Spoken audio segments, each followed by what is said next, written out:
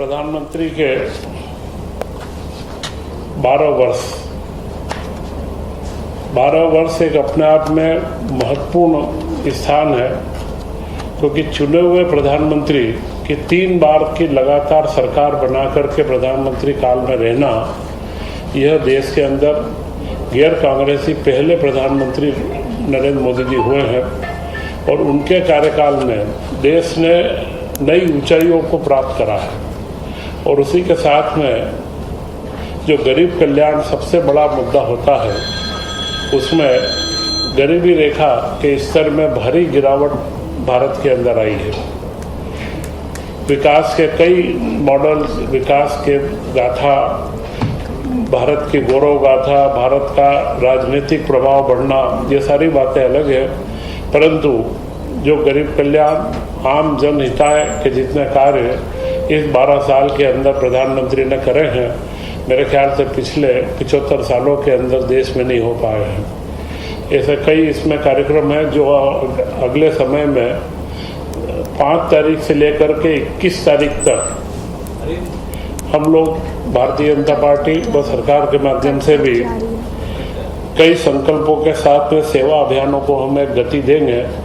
जिससे आम जन को लाभ भी मिले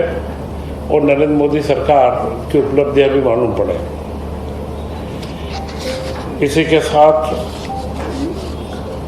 मध्य प्रदेश में एक किसान वर्ष हम मना रहे हैं और इस किसान वर्ष में इस वर्ष गेहूं का उपार्जन 1 करोड़ 4 लाख टन के करीब हुआ है,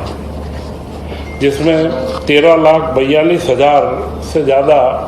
किसानों से गेहूं का उपार्जन किया गया है, जो देश में प्रथम है। और मध्य प्रदेश में भी सर्वाधिक हुआ है। पिछले वर्ष 78 लाख टन का इसका टारगेट रखा था, उसकी जगह पर 104 लाख टन, 1 करोड़ 4 लाख टन का उपार्जन किया गया है और करीब 25,000 करोड़ की राशि का भुगतान भी किया जा चुका है। यह एक व्यवस्थित मैनेजमेंट या प्रबंध का एक अच्छा उदाहरण भी पेश हुआ है और इससे और खास करके लघु व सीमांत किसानों का सर्वाधिक उपार्जन इस बार सुनिश्चित हुआ है। गेहूं उपार्जन में 10 वर्षों का सर्वाधिक ये है। कोविड में थोड़ा सा हम लोग पीछे रह गए थे, परंतु इसका पूरा उपार्जन हुआ है। और पंजाब के बाद मध्य प्रदेश लघु व सीमांत किसानों के अंदर नंबर 2 के ऊपर आ रहा है। मूंग व उड़द का रजिस्ट्रेशन भी प्रारंभ कर दिया गया है और उसका सही समय पर उपार्जन प्रारंभ कर दिया जाएगा।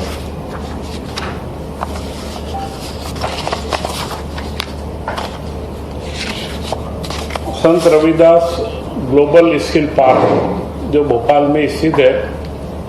उसके रोजगार के लिए 3 रोजगार चयन में बड़ी उपलब्धि प्राप्त हुई है। 3 बच्चों को हंगरी में रोजगार उनको अवसर मिला है और वे हंगरी में जाकर के अपना कार्य प्रारंभ कर चुके हैं और स्थानीय स्तर पर तो नियमित रूप से वहाँ रोजगार का कार्य चल रहा है। तो यह जो परिकल्पना थी ग्लोबल स्किल पार्क की, उसकी ओर हम अब आगे लगातार निरंतर कदम हमारे आगे बढ़ रहे हैं। इस वर्ष कृषि वर्ष के अंदर ही मध्य प्रदेश को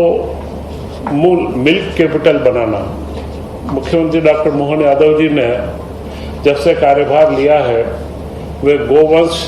और मिल्क, दूध का, क्योंकि किसानों की आमदनी खेती के अलावा अन्य उपक्रमों से बढ़ाना यह सबसे महत्वपूर्ण है। और मिल्क कैपिटल बढ़ाने में बड़ी अच्छी उपलब्धि हुई है, जहाँ पर 9-9.5 लाख लीटर प्रतिदिन किलोग्राम दूध प्रतिदिन का औसत था, अभी वह 11 लाख किलोग्राम से ज़्यादा हो चुका है। तो करीब 10% की वृद्धि दूध के कलेक्शन के अंदर सहकारिता के माध्यम से हुई है। और मुझे लगता है कि यह जो मिल्क कैपिटल बनाने का जो एक संकल्प मुख्यमंत्री जी ने लिया है, उसकी ओर एक बड़ा महत्वपूर्ण कदम है और लगातार इसमें निरंतर वृद्धि होगी और किसानों को खेती के साथ में अन्य आमदनी के जरिए भी उनके बढ़ते जाएंगे। जल गंगा संवर्धन अभियान, जिसमें 2 लाख से ज़्यादा संरचनाओं के अंदर कार्य हुआ है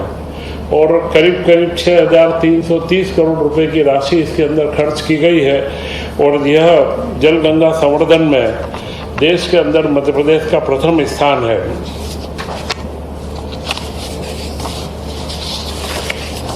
एक महत्वपूर्ण मोबाइल ऐप को चालू किया गया है, गोरस मोबाइल ऐप, जिसमें पशुओं के आहार के संबंध में कोई भी जानकारी अगर चाहिए कि पशुओं का आहार कौन से समय पे कौन सा दिया जाए, तो इस मोबाइल ऐप के माध्यम से कोई भी पशुपालक अपने पशुओं के स्वास्थ्य के लिए व दूध की उत्पादन बढ़ाने के लिए इस ऐप के माध्यम से जानकारी ले सकता है। इसी के साथ में मुख्यमंत्री पिछले दिनों धार में सरस्वती लोक के भोजशाला का जाकर के वहाँ उन्होंने दर्शन भी करे और वहाँ पर सरस्वती लोक बनाने का पूरा संकल्प उन्होंने घोषित किया है और अब वहाँ पर लगातार देश विदेश के पर्यटकों का आना काफ़ी बड़ी संख्या में प्रारंभ हुआ है। तो मुझे लगता है कि सरस्वती के प्रति व हमारी शिक्षा व्यवस्था का भी एक बड़ा महत्वपूर्ण जो भोजशाला का 1000 साल पुराना हमारा इतिहास है वह आगे बढ़ेगा और सरस्वती लोक बना करके जिस तरीके से महाकाल लोक में जो आज पर्यटकों की या दर्शनार्थियों की संख्या बढ़ी है उसी अनुसार सरस्वती लोक में भी लगातार इसमें वृद्धि होगी। प्रधानमंत्री जी की महत्वपूर्ण योजना पीएम सूर्य घर योजना, तो पीएम सूर्य घर योजना में अभी तक 40 लाख घरों पर रूफटॉप पैनल स्थापित हो चुके हैं। वो आगे भी हम इसमें लगातार 6 लाख घरों तक में जाने के प्रयास के अंदर थे, पर यह योजना एक महत्वपूर्ण योजना है जो लगातार आगे बढ़ रही है। और इसी के साथ ये सारी सामान्य जानकारियाँ थी। कैबिनेट ने आज एक बड़ा महत्वपूर्ण निर्णय लिया है और वह निर्णय है जो केंद्र सरकार की स्वामित्व अधिकार की योजना थी, जिसमें पूरे गांव-गांव के अंदर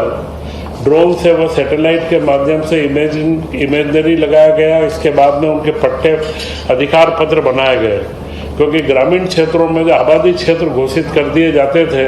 उनमें बरसों से जो हमारे किसान भाई बहन हमारे रहते थे उनके पास कोई पट्टा या ऐसी कोई अधिकृत उनके पास में दस्तावेज नहीं होते थे।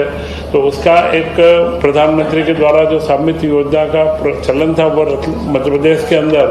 पूर्ण रूप से 55 जिलों में किया गया और उसमें करीब करीब 48,32,000 निजी संपत्तियां चिन्हित की गई, जिनके स्वामित्व प्रमाण पत्र भी तैयार हुए और 19 लाख से ऊपर शासकीय संपत्तियां उसमें चिन्हित हुई है। परंतु इसमें एक महत्वपूर्ण समस्या आ रही थी कि जो प्रमाण पत्र दिया जा रहा था वो बैंकों से लोन लेने में आम आदमी को उसमें तकलीफ थी, क्योंकि बैंक को लोन लेने के लिए जो बंधक में चीज़ें रखती है उसमें उनको रजिस्ट्रीकृत पंजीकृत दस्तावेज की आवश्यकता होती है। उसी के लिए मध्य प्रदेश सरकार ने उसमें निर्णय लिया है कि हम सारे 48 लाख ही जो लाभान्वित हमारे जो जिनको पट्टे प्राप्त जो रजिस्ट्रियाँ प्राप्त होनी है उनको हम रजिस्टर्ड दस्तावेज देंगे और उसका कोई भी भार उनके ऊपर नहीं आएगा। यह पूरा निःशुल्क रहेगा और इसमें पंजीयन शुल्क, पंचायत को उपकर व अन्य जो भी कर लगते हैं वे सारे के सारे राजस्व विभाग वहन करेगा। इसके ऊपर 3800 करोड़ से ज़्यादा का खर्च राज्य सरकार पर आएगा, परंतु उसका हम बहुत जल्द कंप्यूटराइजेशन और प्रोग्रामिंग करके जो रजिस्ट्रीकृत व्यवस्था है और हर व्यक्ति को एक रजिस्ट्रीकृत दस्तावेज प्राप्त होगा, जिससे वो उसके ऊपर बैंक लोन लेने के अंदर उसको आराम रहेगा। यह मेरे ख्याल से पूरे देश के अंदर मध्य प्रदेश में जिस तरीके की हमारी योजना और तैयारी है, यह एक मध्य प्रदेश देश के अंदर सबसे पहला राज्य बनेगा जो रजिस्ट्रीकृत दस्तावेज उपलब्ध करवाएगा। आज इसी के साथ में कैबिनेट